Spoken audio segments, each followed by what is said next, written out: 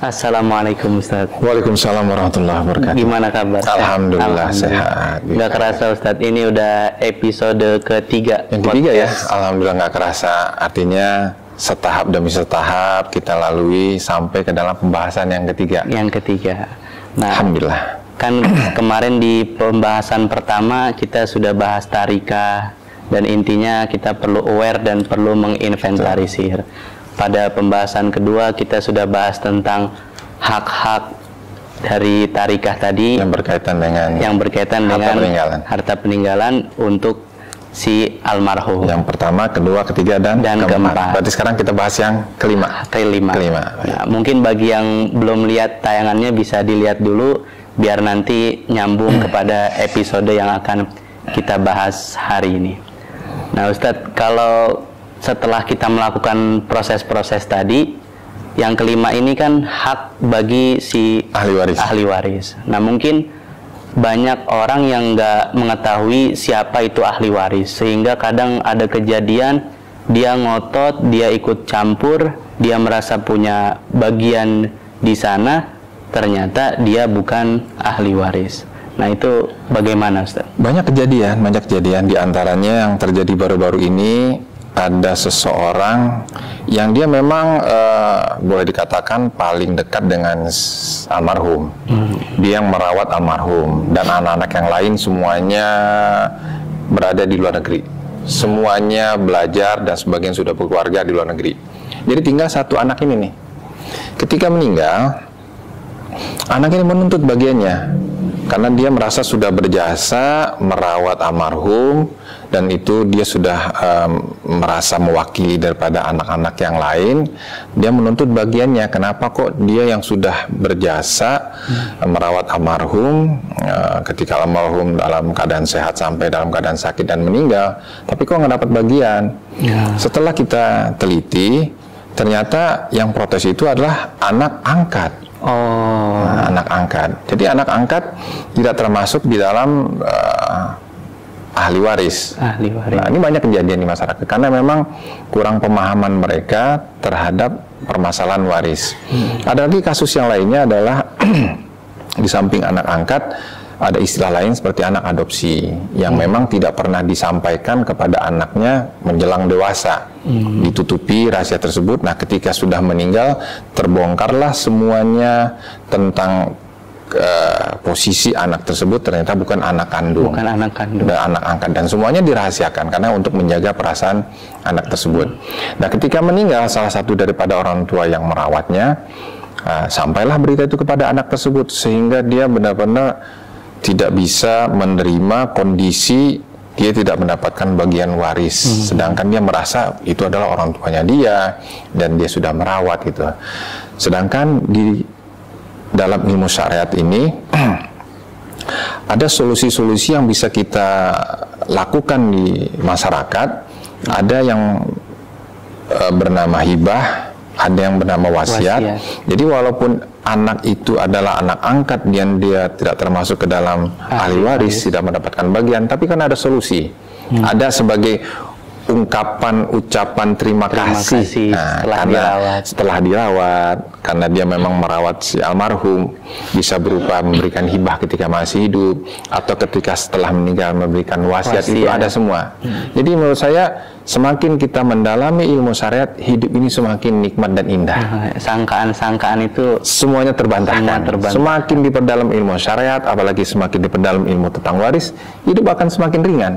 Dan akan terhindar daripada permasalahan-permasalahan konflik di antara saudara-saudara.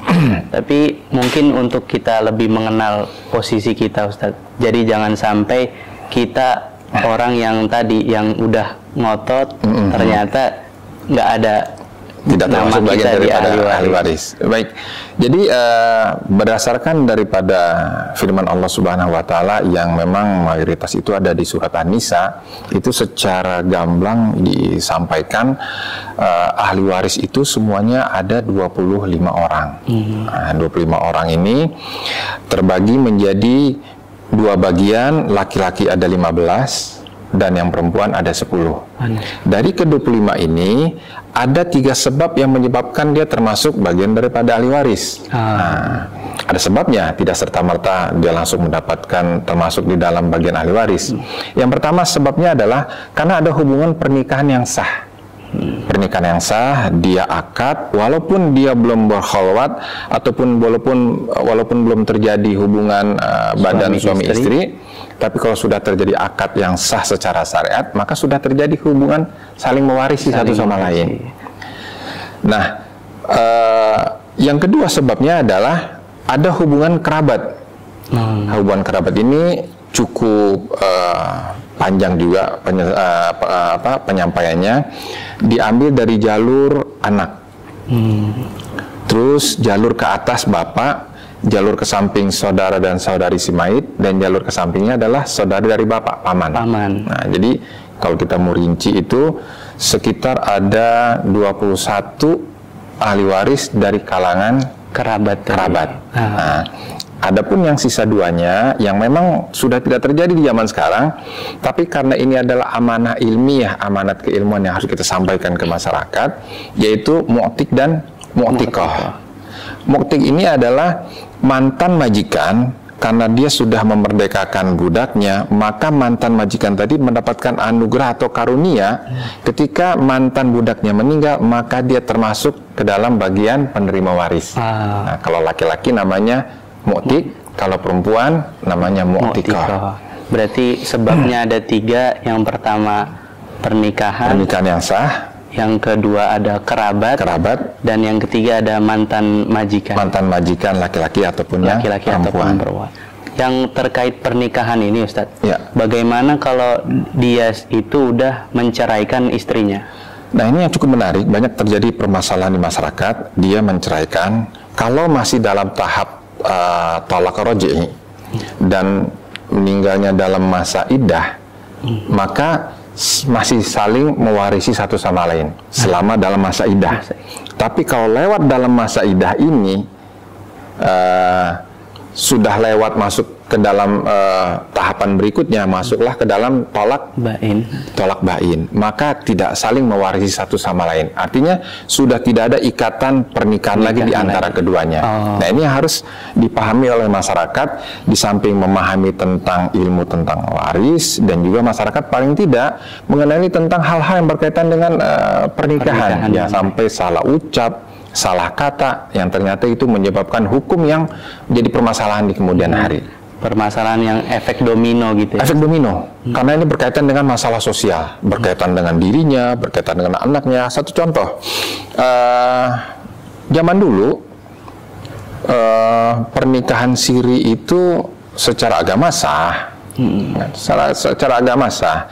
Tapi semakin berkembangnya zaman, sudah mulai rapi administrasinya, sehingga ketika istri pertama melihat bahwa ternyata suaminya punya istri kedua dan itu nikah siri, dan coba diajukan ke pengadilan dan tidak terbukti secara administrasi, maka dia akan menang karena nggak ada bukti. Nggak dianggap punya istri kedua. Tidak dianggap punya istri kedua. Nah, kurang pemahaman ini menjadi sebab kerugian untuk istri dan anaknya. Karena ketika suaminya meninggal, istri dan anak tidak mendapatkan bagian waris. Betul. Nah, jadi bagi kaum wanita, coba dipikir, diatur strateginya, jadi tidak saling merugikan di kemudian hari. Jangan di awalnya sampai lupa bahwa nanti endingnya jadi nggak bagus. Nah, semuanya dipikirkan, semuanya masak-masak. Ikhtiar agamanya ada, ikhtiar agamanya dapat, secara hukum di negeri kita dikuatkan. Nah, itu perlu, jangan sampai nanti menyesal di kemudian hari. Nah, yang sebab kedua tadi kerabah itu salah satu arahnya ada arah anak ya, Ustadz. Nah, tadi anak sempat Ustadz mention bahwa anak angkat itu sebenarnya dia bukan anak karena karabah. Nah, bagaimana dengan anak persusuan, Ustadz? Ada istilah anak persusuan, ada lagi kasus anak zina, ada lagi kasus anak li'an. Nah, semua yang kasus ini yang dia dinasabkan kepada ibunya, maka dia tidak mendapatkan bagian waris dari bapaknya. Nah, tidak mendapatkan waris dari bapaknya. Jadi dia mendapatkan waris dari mana? Dia mendapatkan waris anak ini nanti dari ibunya dan keluarga dari ibunya.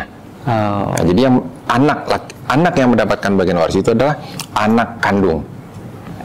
anak yang dinasabkan kepada ibunya, entah itu namanya anak hasil daripada perzinahan, entah itu anak hasil dari korban pemerkosaan, nauzubillah min dzalik, entah itu anak sepersusuan, entah itu anak adopsi dengan istilah yang lain yang tidak dinasabkan kepada ayahnya, kepada ibunya, maka tidak termasuk bagian daripada ahli waris. Bagian daripada ahli waris.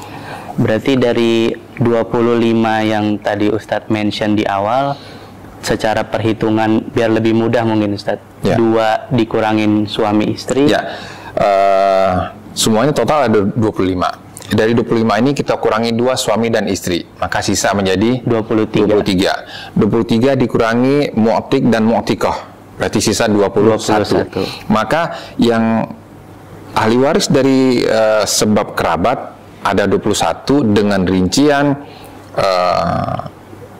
jumlahnya 11 untuk laki-laki 13 untuk laki-laki dan 8 untuk perempuan. Kalau kita rinci, maka yang termasuk bagian waris dari kalangan laki-laki adalah 1 kalau meninggalnya istri maka 1 suami. Yang kedua anak laki-laki. Yang ketiga, cucu laki-laki dari anak laki-laki. Nah, kalau misalnya dia masih punya cicit, maka termasuk. Terus yang berikutnya adalah kita bergerak ke samping, saudara laki-laki sekandung dan anak laki-lakinya. Saudara laki-laki sebapak dan anak laki-lakinya. Lalu yang berikutnya adalah saudara laki-laki seibu.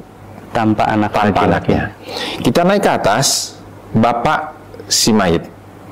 Terus ke atasnya lagi bapaknya bapak, berarti kakek si mayit. Kalau misalnya masih ada uyut, termasuk ahli waris. Lalu kita bergerak ke samping daripada bapak, ada paman sekandung dan anak laki-lakinya. Lalu yang terakhir adalah paman sebapak dan anak laki-lakinya. Nah, itu total 13 ahli waris laki-laki yang mendapatkan bagian waris. Kalau untuk 8 yang perempuan? Untuk yang perempuan, kalau yang meninggalnya laki-laki. Kalau yang meninggal laki-laki, suaminya, maka ahli warisnya adalah 1 istri. Kalau suami tadi punya 2 istri, maka 2 istri. Kalau 3 istri, 3 istri. Nah, ini akan kita bahas pada pertemuan berikutnya insya Allah. Berapa bagian istri-istri ini ketika suaminya meninggal, istri pertama, kedua, ketiga, keempat, berapa bagiannya? Apakah sama? Apakah istri pertama lebih besar daripada istri kedua? Istri kedua lebih besar daripada istri ketiga, atau semuanya ditentukan oleh suami berdasarkan daripada pengorbanan masing-masing daripada suami. Nah, nanti akan kita bahas pertemuan berikutnya. Yang kedua adalah anak perempuan. Yang berikutnya adalah cucu perempuan dari anak laki-laki. Nah, bukan dari anak perempuan. Jadi cucu perempuan dari anak laki-laki. Lalu kita beranjak ke samping, saudari sekandung. Saudari sebapak, saudari seibu, kita naik ke atas, ibu, nenek dari bapak, dan nenek dari ibu. Nah, total semuanya ada 8, 13 tambah 8, total ada 21 ahli waris dari kalangan kerabat. Nah, dari yang 25 tadi Ustaz, mungkin dikurangin mu'tiko 23, itu semuanya dapat apa ada ketentuannya lagi? Jadi ketika kita buat daftar list, ketika ada seseorang meninggal, apakah yang 25 ini berarti dikurangi mu'tiko ya? Dikurangi suami ataupun istri. Apakah semuanya mendapatkan bagian waris? Tidak. Karena nanti dari 25 ini ada yang mendapatkan bagian waris berdasarkan daripada bagiannya sudah ditentukan. Ada yang mendapatkan bagian warisan secara sisa. Ada kategori lagi yang mendapatkan bagian warisan double dia. Sisa iya, fardu iya, sisa juga dapat. Nah, ini akan kita bahas pada pertemuan berikutnya. Tapi yang jelas, ketika semuanya berkumpul, maka akan ada beberapa ahli waris yang tereliminasi. Ada kemungkinan dari beberapa ahli waris, ada yang lebih kuat kedudukannya, atau ada yang lebih dekat hubungannya kepada si mayit. Sehingga yang lebih lemah kedudukannya dia akan tereliminasi. Yang lebih kuat dia akan maju menjadi ahli waris, yang lemah berarti dia akan tereliminasi. Nah, sehingga nanti hanya ada beberapa ahli waris yang mendapatkan bagian waris, sisanya terhijab. Berarti setelah kita ngedata yang 25 tadi nggak serta-merta dapat, tapi ada fase eliminasi lah. Ada fase eliminasi, tapi supaya tidak membuat berkecil hati, kita cantumkan saja. Cantumkan mereka di dalam daftar list penerima waris. Nanti di samping kita tulis bahwa si fulan dan si fulan ini terhijab oleh keberadaan ahli waris yang ini. Nah, jadi dia tahu bahwa saya ahli waris, tapi karena si mayit misalnya mempunyai anak laki-laki, maka saudara ataupun saudari si mayit tidak mendapatkan bagian waris. Karena ada anak laki-laki si mayit. Di antaranya begitulah. Berarti ada sebab-sebab yang menjadikan dia tidak kebagian lah. Ya, ada sebab-sebab, dan itu akan kita bahas insya Allah pertemuan berikutnya. Supaya lebih jelas, tapi paling tidak pertemuan hari ini kita mengenalkan dulu ada 25 ahli waris yang terdiri daripada 15 laki-laki dan 10 dari kalangan perempuan. Nah, ini insight banget Ustadz buat kita semua pemirsa juga, bahwa 25 ahli waris ini harus benar-benar diketahui, karena kalau enggak seperti kasus-kasus yang sebelumnya dia merasa punya hak, akhirnya dia ikut campur padahal tidak termasuk ahli waris. Sudah terjadi kegaduhan, keributan, setelah diteliti ternyata bukan ahli waris.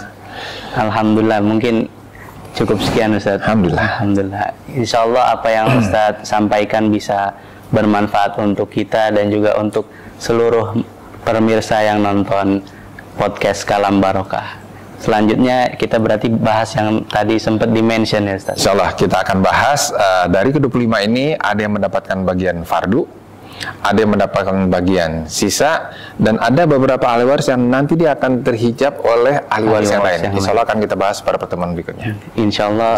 Mungkin cukup sekian yang dapat kita sampaikan. Sekian, wassalamualaikum warahmatullahi wabarakatuh.